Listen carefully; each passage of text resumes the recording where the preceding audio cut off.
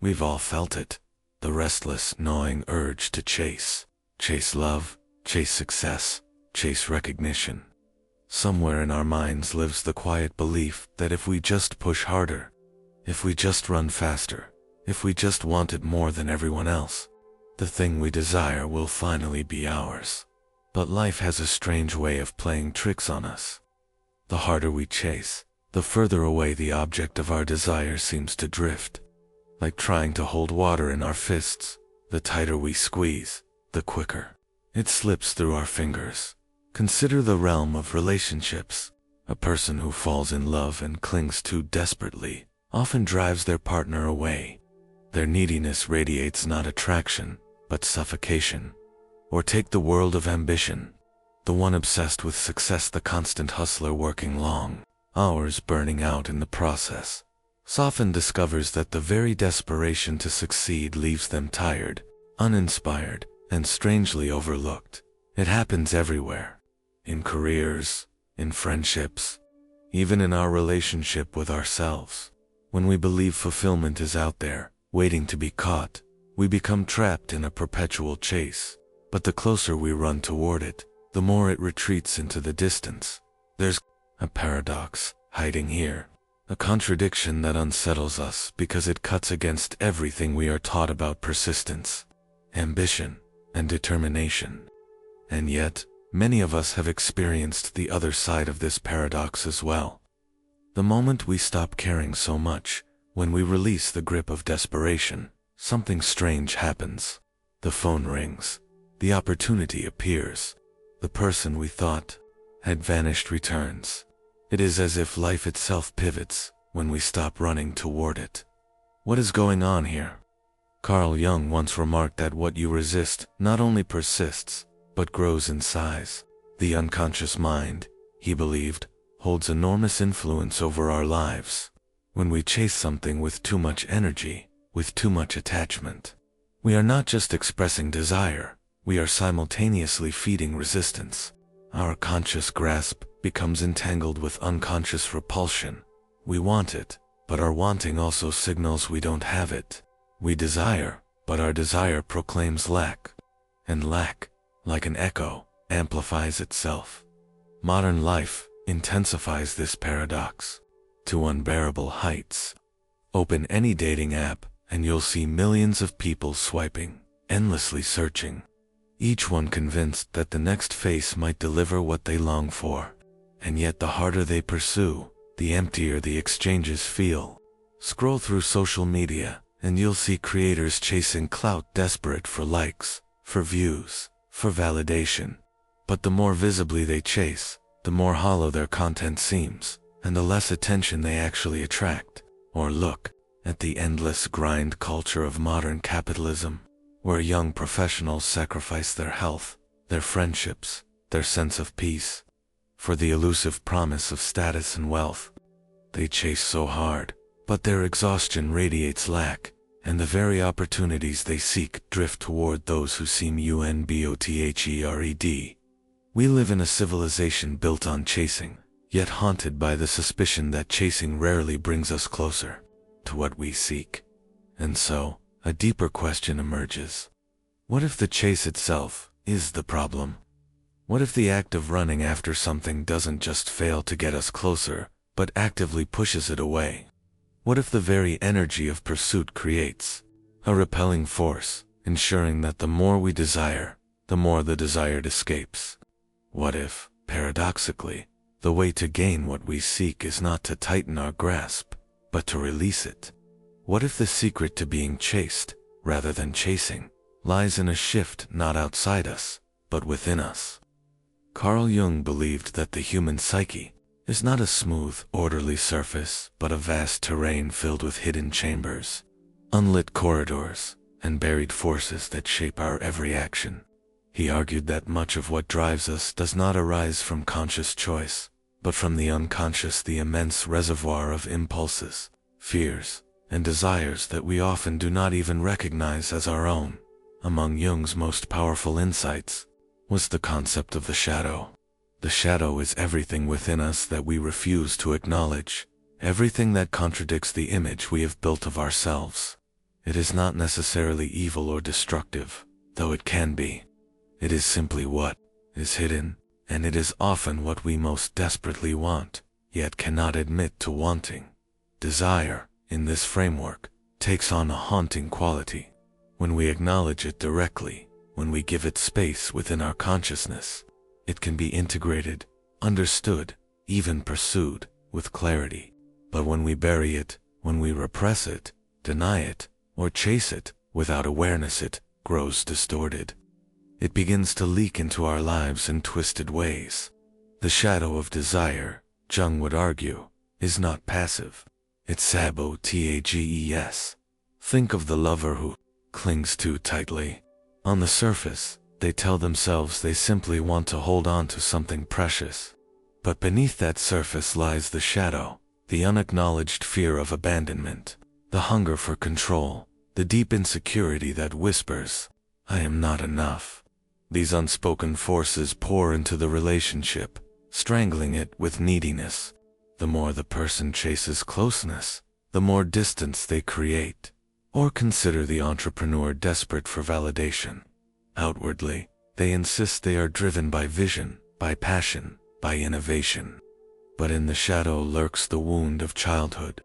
Neglect, the craving to finally be seen, to finally be worthy in the eyes of a parent or a society that ignored them. Their desperation radiates in every pitch, every interaction. Investors sense the hunger and recoil.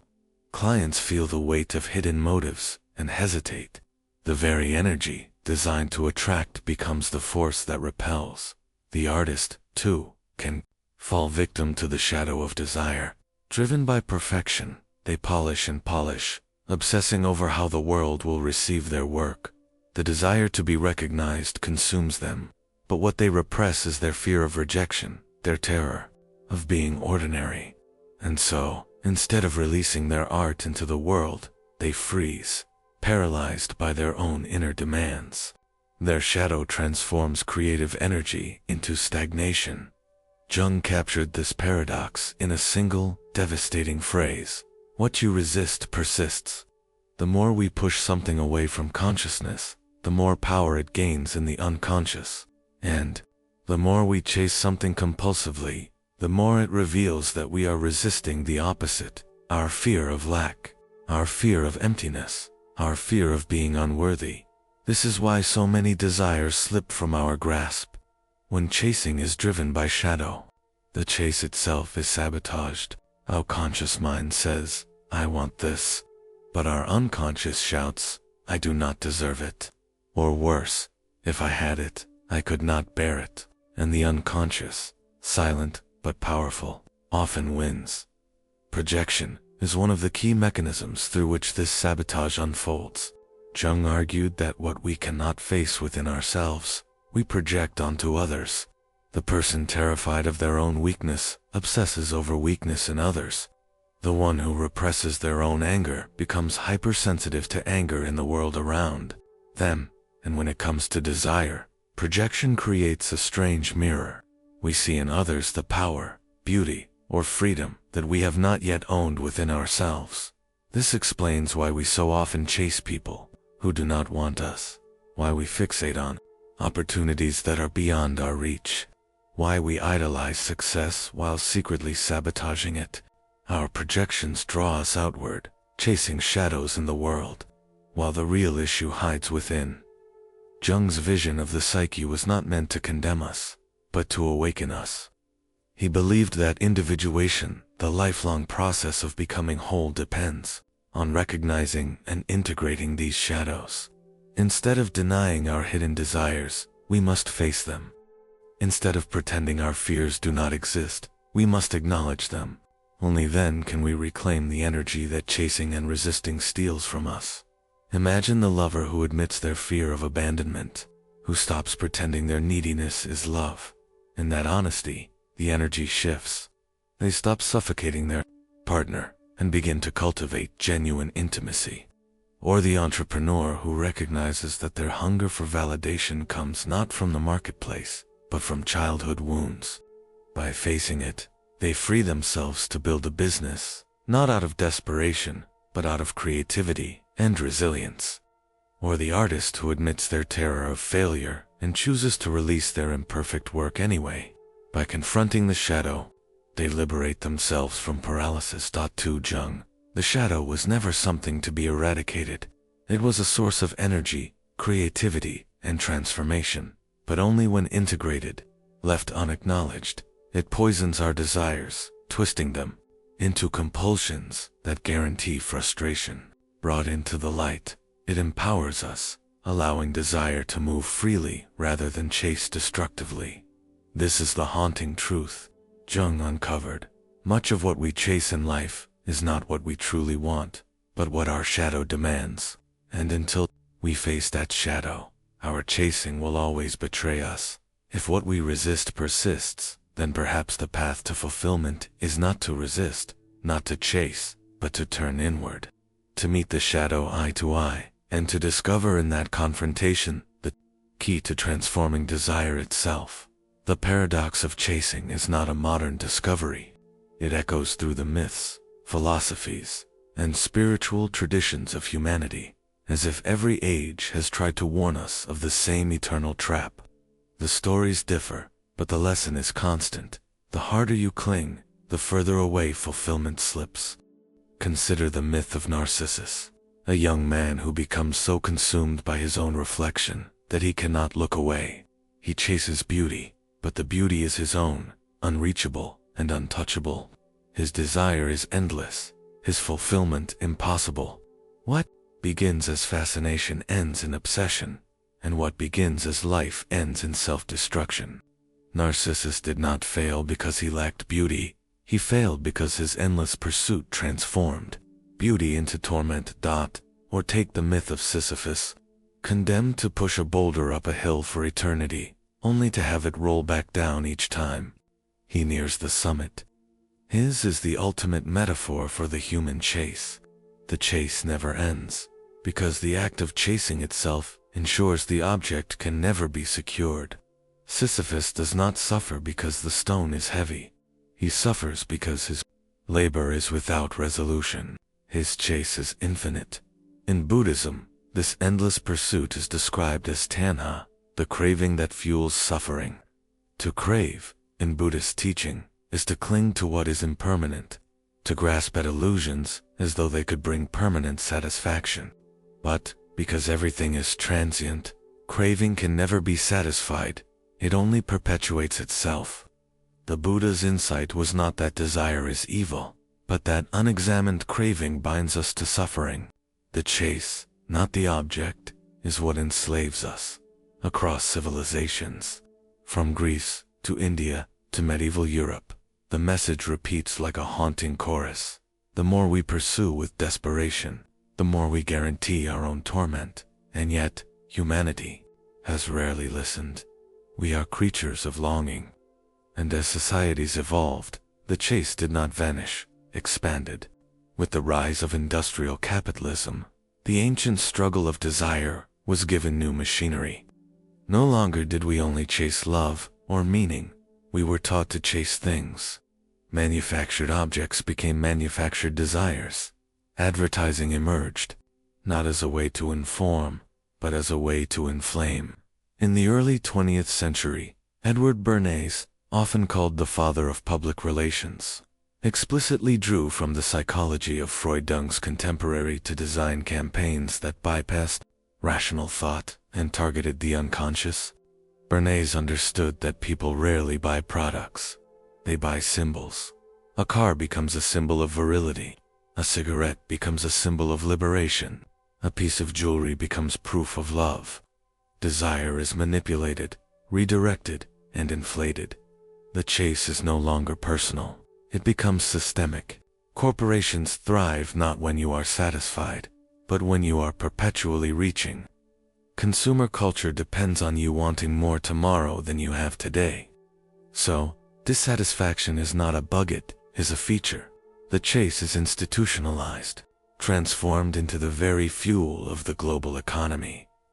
This is why the paradox of chasing feels so suffocating in modern life. The myths warned of it, But today we live inside a machinery designed to keep us chasing endlessly.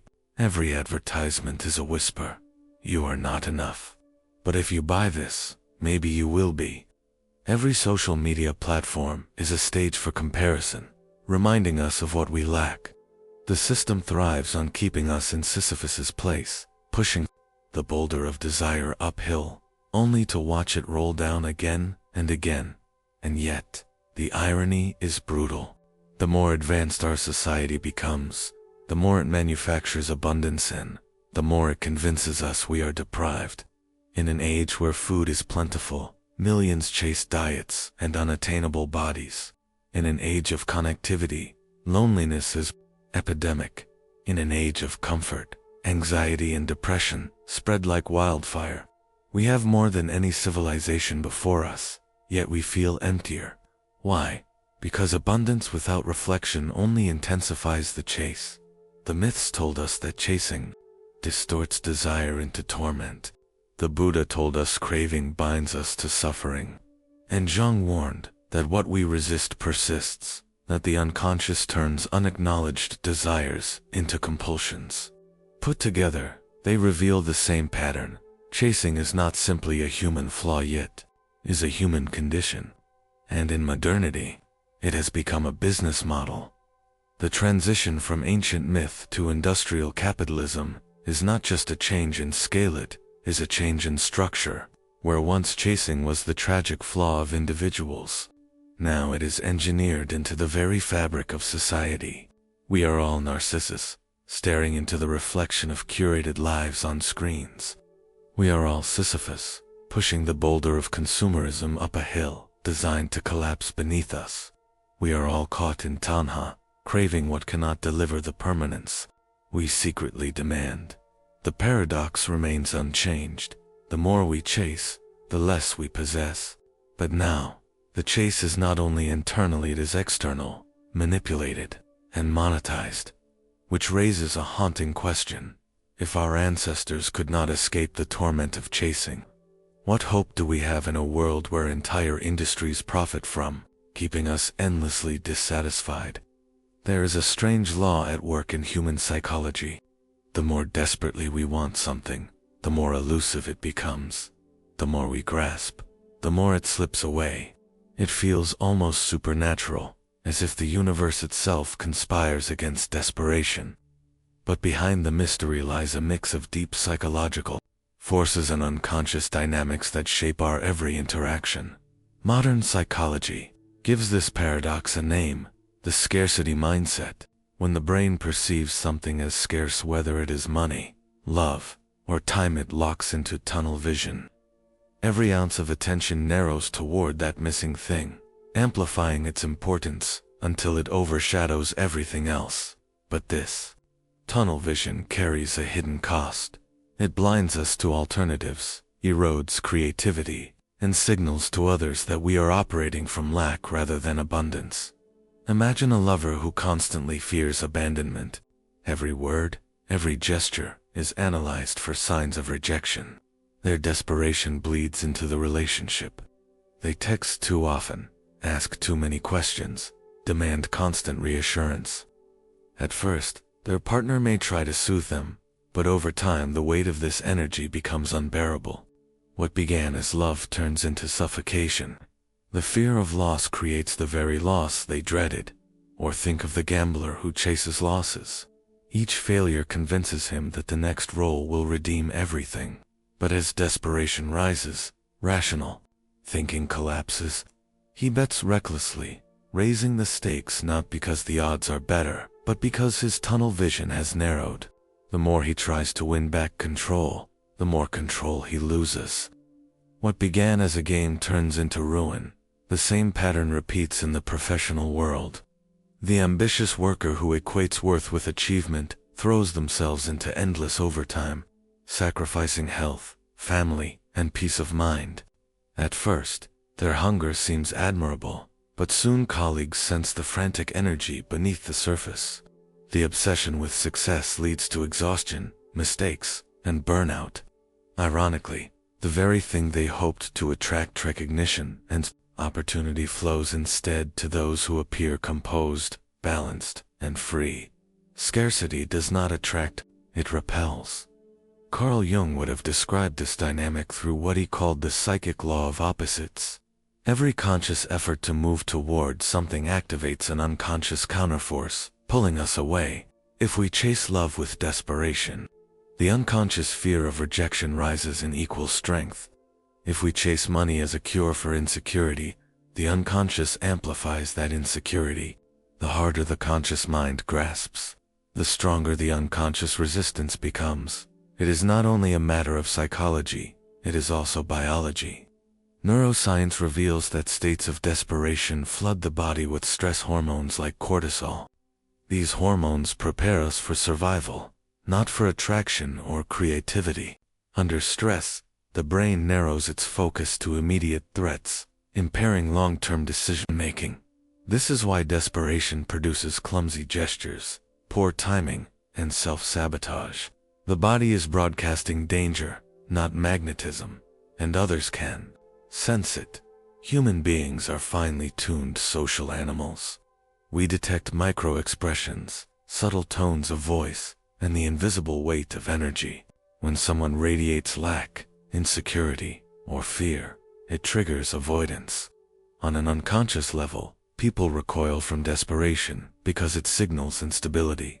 It is not simply that others dislike desperate people, it is that desperation feels contagious, as if associating with it will drag us into the same spiral.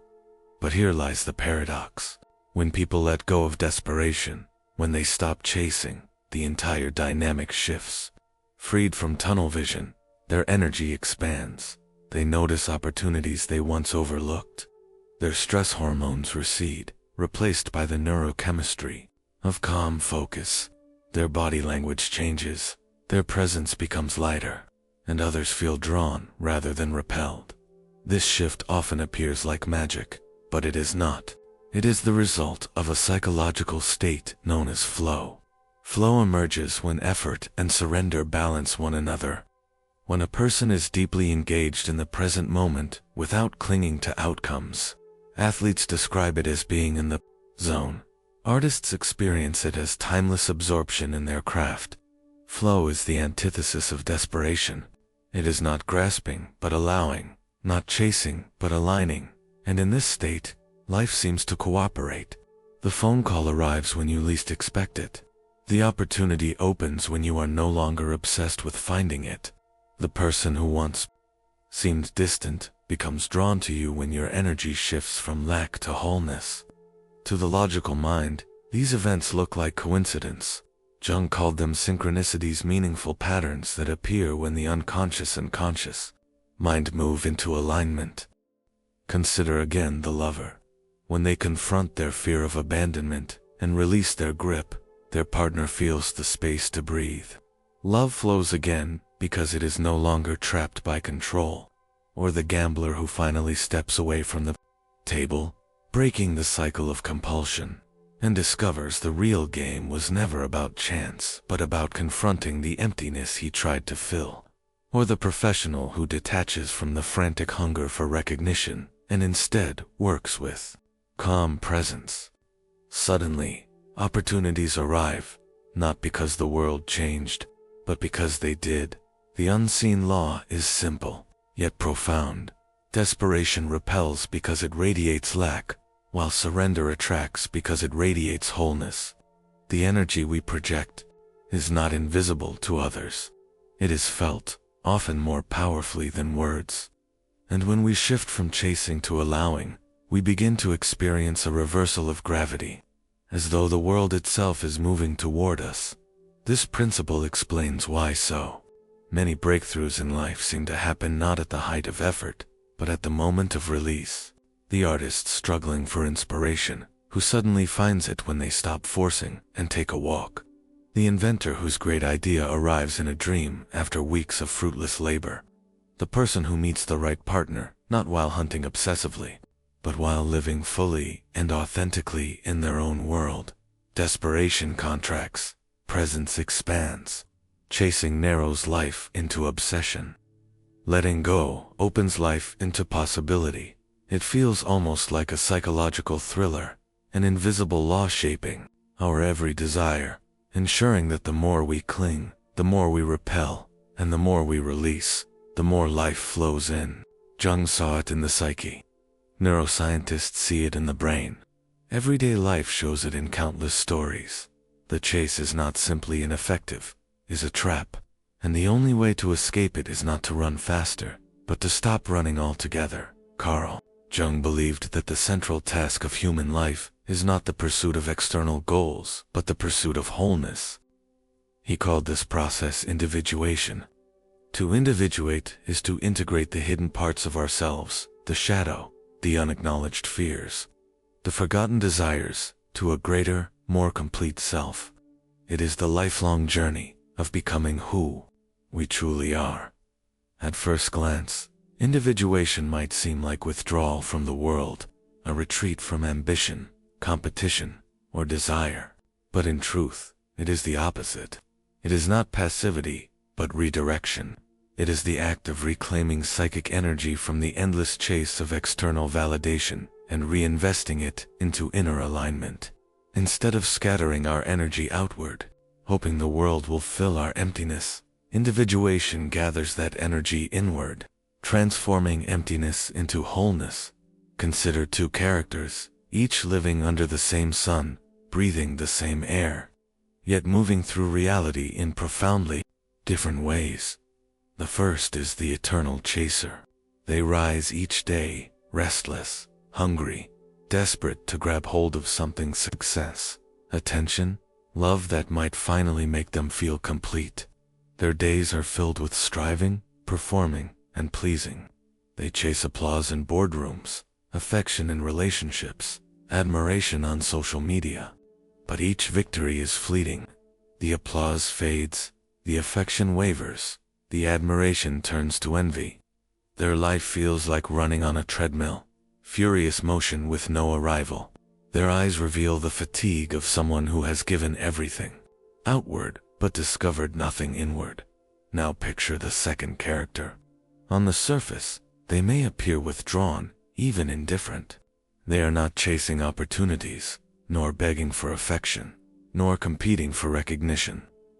But beneath this stillness is an extraordinary intensity. They have chosen to turn their gaze inward, to confront the shadow they once avoided, to explore the neglected depths of their own psyche.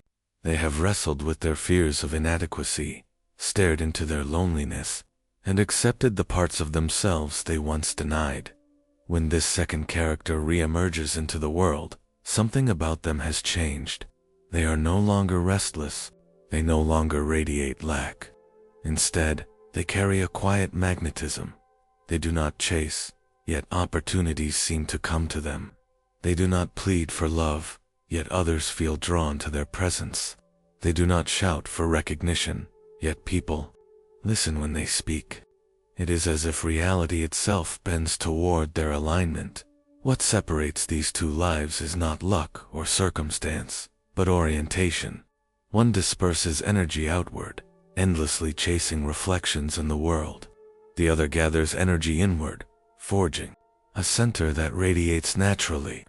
Jung believed that individuation creates this mysterious shift because the unconscious, once integrated, no longer sabotages our desires. The war between conscious will and unconscious resistance dissolves, and the psyche begins to move as a whole. This is why withdrawal holds such power.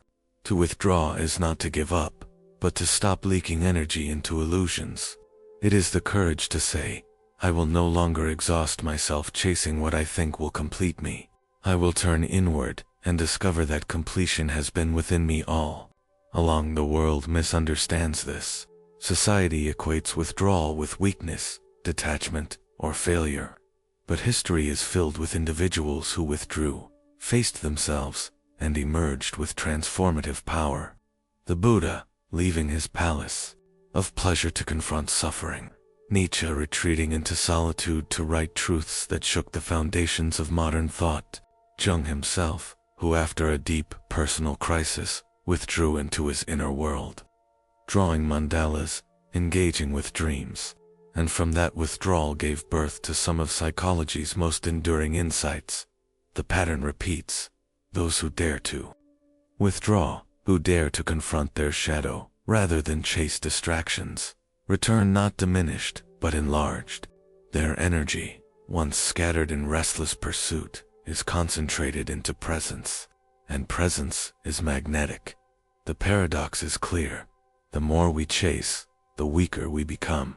The more we withdraw, the stronger we grow. Chasing fragments, the self, scattering energy into the hands of others. Withdrawal integrates the self, consolidating energy into a center so powerful it pulls the world inward. But withdrawal is not comfortable. It requires walking into silence, where the mind screams with insecurities. It requires confronting the shadow, the envy, rage, fear, and shame we prefer to project onto others. It requires patience, because individuation is not a quick fix, but a lifelong process. To withdraw is to step into a kind of psychological wilderness, unsure of what monsters or treasures we may find. Yet it is precisely in that wilderness that transformation occurs. The first character, the chaser, runs endlessly in circles, fleeing the wilderness within. The second character, the withdrawer, walks into it, faces the shadows, and finds their center. One remains fragmented, endlessly restless. The other becomes whole, mysteriously powerful. And so, Jung's insight becomes clear. To stop chasing is not to become passive, but to shift from outer pursuit to inner mastery. To redirect energy from illusions into integration. To withdraw from the futile chase of completion out there, and to discover the inexhaustible source of completion within. When we do this, life begins to respond differently. People sense the alignment.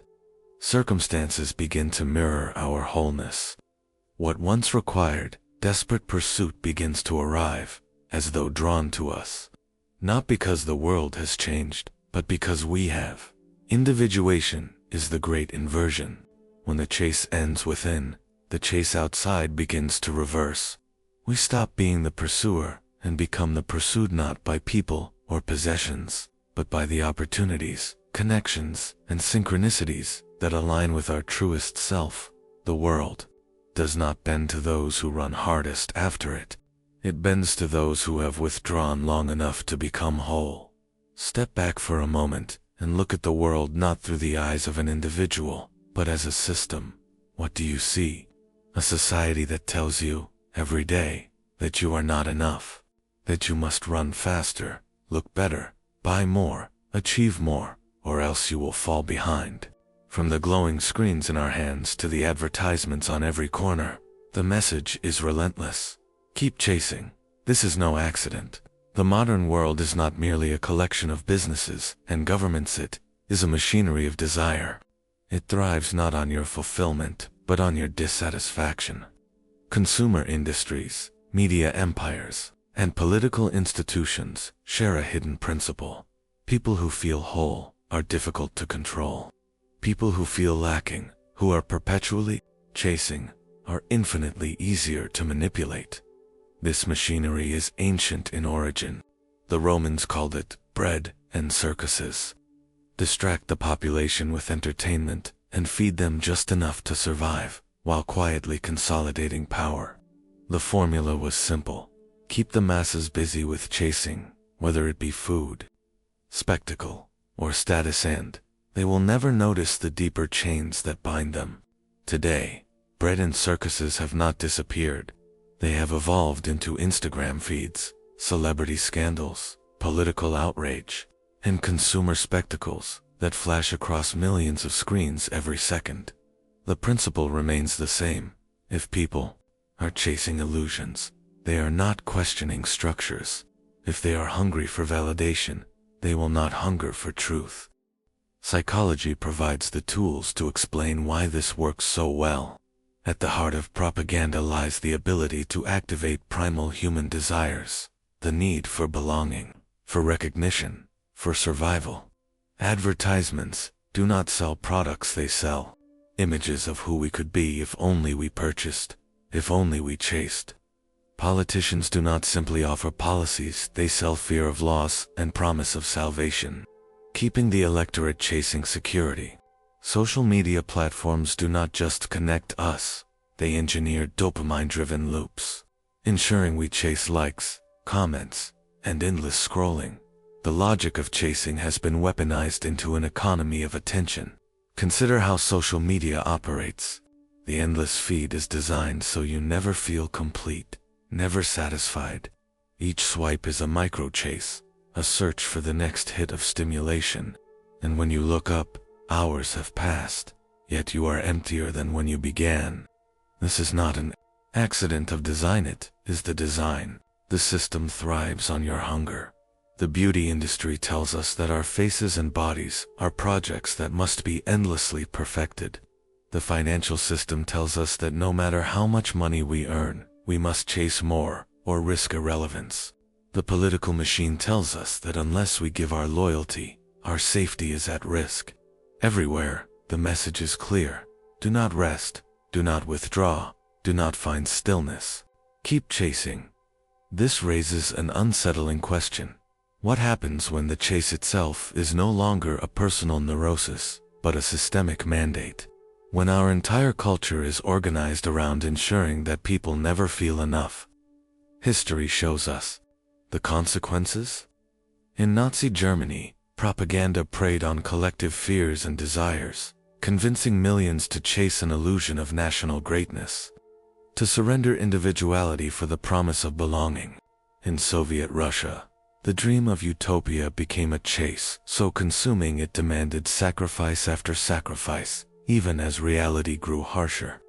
In modern democracies, the tools are subtler but no less powerful: advertising, news cycles, and algorithms that manufacture discontent to keep populations docile.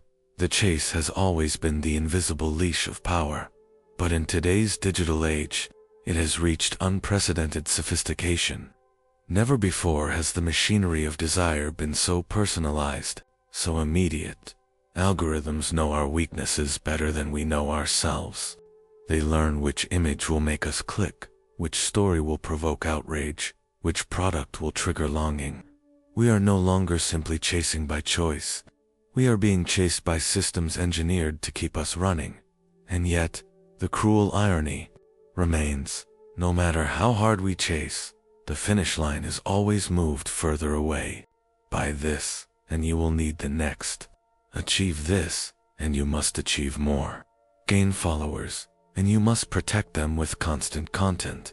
The system ensures that satisfaction is always deferred, never arrived at. In this way, chasing is transformed from a personal struggle into a societal prison. It is easy to believe this prison is natural, that desire is simply human nature, but mythology tells a different story. Recall Sisyphus, condemned by the gods to push a boulder up a hill, only to have it roll down each time he nears the top. His punishment was not death, but endless, futile effort. Modern society has repurposed this myth into daily life. We push our boulder: status, wealth, beauty, relevance day after day, never arriving. Always promised that the next push will finally bring fulfillment. And yet, what if the punishment is not inevitable? What if it is designed? To ask this question is to begin seeing the system for what it is, not a reflection of our natural desires, but a structure built to exploit them. The chase is no longer simply an unconscious projection, as Jung might describe in individuals. It has been institutionalized, monetized, and weaponized. This realization is both terrifying and liberating. Terrifying, because it means much of what we believe to be our own striving is, in fact, orchestrated by forces larger than us. But liberating, because once we see the machinery, we can step outside it. Withdrawal, then, is not just a personal act of individuation, it becomes a radical act of resistance. To stop chasing in a world designed to keep you chasing is to reclaim sovereignty over your mind. It is to refuse the bread and circuses, to see through the illusions, to redirect energy inward rather than outward. And here lies the unsettling truth. The system is not threatened by your consumption, but by your refusal. Not threatened by your chase, but by your stillness. For when individuals stop chasing, the machinery loses its fuel. When enough individuals turn inward, the system itself begins to fracture. Modern society was built to keep you running, but the power it fears most is not your speed, it is your withdrawal. There comes a moment, after the exhaustion of endless pursuit, when a person decides to stop running, not out of defeat, but out of clarity. They step away from the race, and something extraordinary begins to happen. What once eluded them starts to appear on its own, as if life itself shifts in their direction. This is the paradox of letting go. It feels counterintuitive in a culture built on chasing, but Jung hinted at its truth through his principle of synchronicity. He argued that when we align the conscious and the unconscious, reality reflects that harmony in seemingly mysterious ways. To the rational mind, this looks like coincidence, luck, or chance. To the deeper psyche, it is the natural consequence of wholeness. Consider the person who has spent years chasing love. Their desperation pushes people away, every gesture with a need that suffocates. Then, after heartbreak or surrender, they stop obsessing. They turn their energy inward, rebuild themselves, find strength in solitude. And suddenly, without trying, others are drawn to them. What changed? Not the world, but the energy they project. The absence of need creates space for genuine connection. Or imagine the professional consumed by ambition, clawing for recognition, burning out in the process. Their obsession blinds them to creativity, joy, and authenticity. Then one day, weary of the grind, they step back. They no longer chase every promotion or every external measure of success. Instead, they rediscover what truly matters: curiosity, passion, purpose. And almost as if the universe conspires in their favor, opportunities appear, doors open, people notice. Success flows not from desperation but from presence. The reversal of energy is not magic, though it often feels that way. It is psychological. When we chase, our focus is on lack, and lack projects emptiness. When we let go, we reclaim our energy from the void and channel it into authenticity. That authenticity radiates outward, and the world responds. It is not that things begin to chase us, but that we cease to repel them. Freedom emerges not from grasping tighter, but from loosening the grip.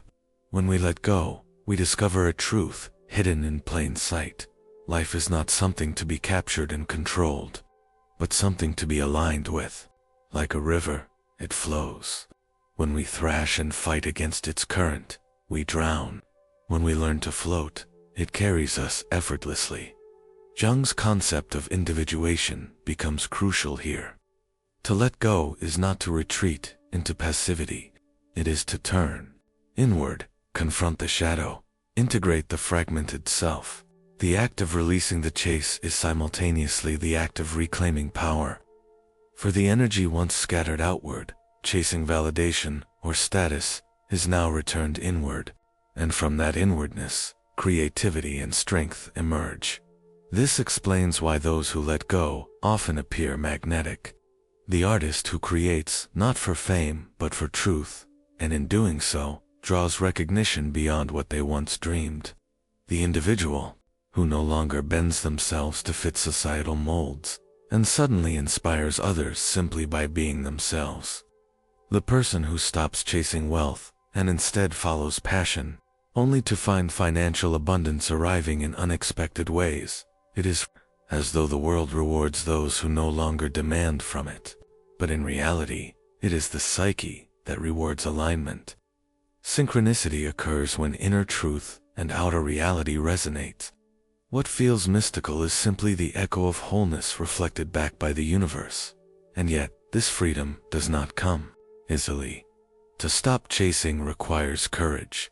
It requires resisting the constant noise of a society that insists you must always be running.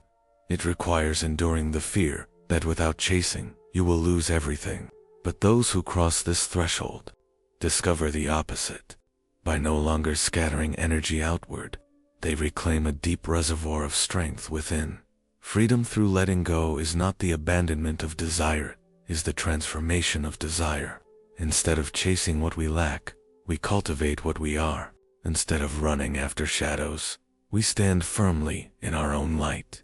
And from that place, life begins to unfold, not as an endless pursuit, but as a dance of synchronicity, where what we once chased comes quietly to meet us. This is the reversal of energy. When we no longer burn ourselves in pursuit, we become radiant, and radiance attracts not because it chases, but because it simply is. There is a final twist in this story, a revelation that turns everything we thought we knew about the chase upside down. All along, we believed the chase was out, there toward love, toward wealth, toward recognition, toward power. We imagined the world as a vast landscape of moving targets, and ourselves as hunters, running endlessly to catch what always seemed just beyond reach. But the truth is far stranger and far more profound. The chase was never about the external world. It was always about the self. Jung once said, "The privilege of a lifetime is to become who you truly are." Those words carry the key to the paradox we have explored. To stop chasing is not to lose ambition, not to surrender to apathy. It is to realize that the only chase worth ending is the inward one, the restless flight from our own depth, our own wholeness, our own authenticity. When we stop scattering our energy outward, when we turn away from the illusions dangled before us by culture, by desire, by fear, something extraordinary happens. The energy that once drained into the void of longing now flows inward. It illuminates the shadow we once ignored. It heals the fractures we once denied. It builds a coherence so powerful that the external world cannot help but mirror it. This is not mysticism, it's psychology, and it is history. Time and again, those who embody authenticity draw others toward them. The figures we admire most, whether saints, revolutionaries, artists, or visionaries, did not beg for recognition. They did not chase the approval of the masses. They turned inward, aligned with their deepest truths, and by doing so became magnetic. The world did not crown them because they demanded it, but because they had already crowned themselves with wholeness. Think of the contrast, the fragmented individual, constantly reaching outward, frantic for validation. They are like a flame flickering in the wind, unstable, unpredictable, exhausting themselves in their own instability. Now imagine the opposite, the integrated individual, rooted and calm, radiating presence. They do not chase because they have nothing left to chase. They are whole, and like gravity itself, that wholeness pulls others into orbit. This is the essence of becoming the one who is chased. Not through manipulation, not through trickery, but through transformation. The external world begins to pursue us, not because it has changed, but because we have. We are no longer empty vessels begging to be filled. We are overflowing wells, and the world comes to drink. The reversal is subtle, almost imperceptible. At first, the person who once strained for affection now finds love arriving unexpectedly. The professional who once clawed for opportunities discovers doors opening without effort. The restless soul who once grasped at meaning begins to find synchronicity, where life itself seems to align with their path. What changed was not fortune, nor chance, it was the inner state from which they lived. The psychological law at work here is ancient. What we resist persists, what we chase flees, but what we embody attracts. When we let go of need, we stop sending the signal of lack. When we integrate our shadow, we stop projecting emptiness into the world. The energy once spent chasing is reclaimed, and that reclamation radiates outward as authenticity. History, too, confirms this principle. The Roman emperors who obsessed over legacy became tyrants forgotten by time, while the philosophers who withdrew into contemplation left wisdom that still shapes us centuries later. The artists who chased fame often burned out in obscurity, while those who created from truth alone forged masterpieces that endure. The revolutions that lasted were not led by those clawing for power, but by those embodying a vision so authentic that people gathered to it willingly. Modern society disguises this law beneath a mountain of noise. Advertisements scream that we must chase the next product, the next status symbol, the next experience. Politicians urge us to chase security, relevance, identity. Social media entices us to chase likes, followers, recognition. But underneath the machinery of manipulation, the law remains unchanged. The more desperately we chase, the more we repel. The more authentically we embody, the more we attract. This is why the final transformation is so radical. To stop chasing is to reject the conditioning of an entire civilization. It is to stand still while the world runs in circles. It is to find wholeness where others see only lack. And in that stillness, the world begins to move differently.